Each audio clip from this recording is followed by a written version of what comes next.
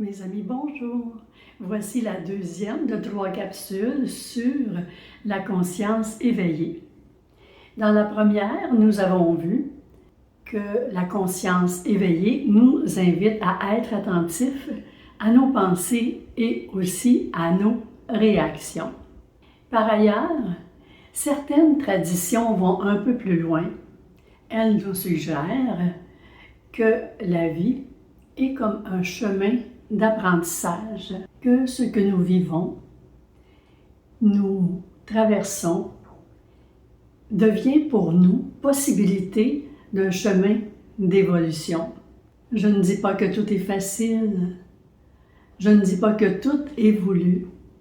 Par ailleurs, certaines expériences que nous avons à traverser pourraient nous révéler certaines forces, certains éléments intérieurs que nous ne soupçonnons pas et qui pourraient contribuer à faire que notre vie avance avec plus de légèreté, plus d'unité, plus d'accueil. Et c'est toujours ce que l'on souhaite pour vivre chaque moment au quotidien.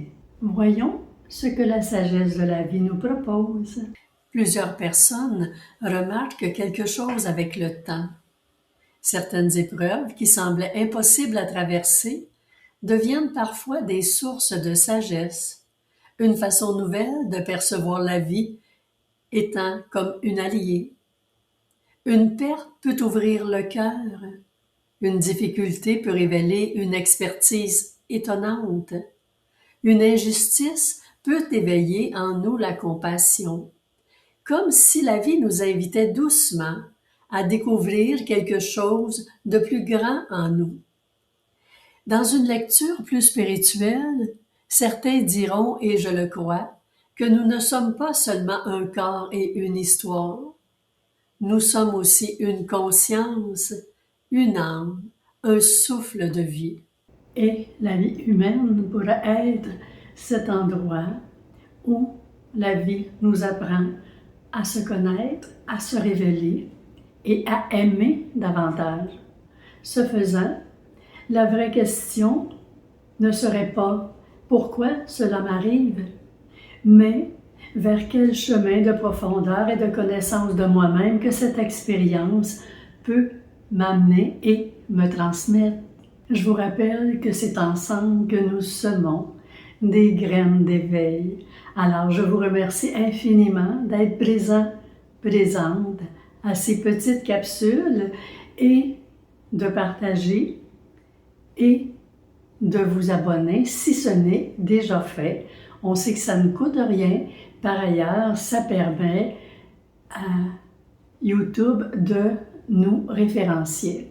Sans doute qu'en posant un regard plus apaisant sur les circonstances de la vie, nous en déduirons que la vie ne cherche pas à nous tester, mais plutôt à nous révéler. À révéler ce que nous possédons, ce que nous pouvons par la suite offrir, proposer dans notre quotidien à ceux et celles que l'on côtoie, ceux et celles qui font partie de notre quotidien.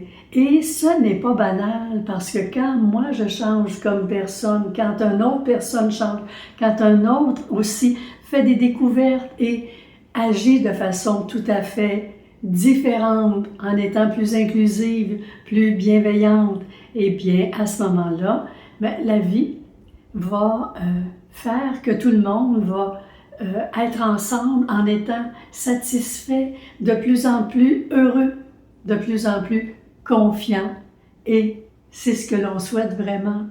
Il y a cette affirmation du Christ, « Le royaume de Dieu est au-dedans de vous ». Cela pourrait vouloir dire que les plus grandes richesses ne sont pas à l'extérieur, mais déjà présentes au cœur de notre être. En les découvrant, on peut les manifester et marcher sur le chemin de l'amour sans réserve. Avant de vous proposer la petite réflexion de la fin, voici les points d'éveil à méditer. Certaines expériences difficiles ont-elles développé des forces en moi? Est-ce que je regarde la vie comme une série de problèmes ou comme un chemin de croissance? Quelle qualité la vie m'a-t-elle aidé à développer? Et si chaque expérience me rapprochait un peu plus de ma vraie nature? Peut-être que la conscience éveillée consiste simplement à reconnaître ceci. La vie ne nous transforme pas simplement par ce qu'elle nous donne, mais qu'elle nous apprend à découvrir sur soi-même cette belle richesse intérieure qui est là pour être reconnue, manifestée et partagée. Voici maintenant une petite pause réflexion pour continuer à aller vers cet éveil de conscience. Et ça va comme suit. Pensez à une expérience de votre vie qui, sur le moment, vous semblait difficile ou injuste. Puis, posez-vous doucement cette question. Qu'est-ce que cette expérience m'a appris?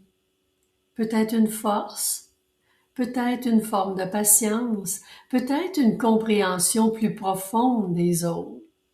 La vie ne nous explique pas toujours tout, mais parfois avec le temps, nous découvrons que certaines expériences ont contribué à faire évoluer la personne que nous sommes aujourd'hui.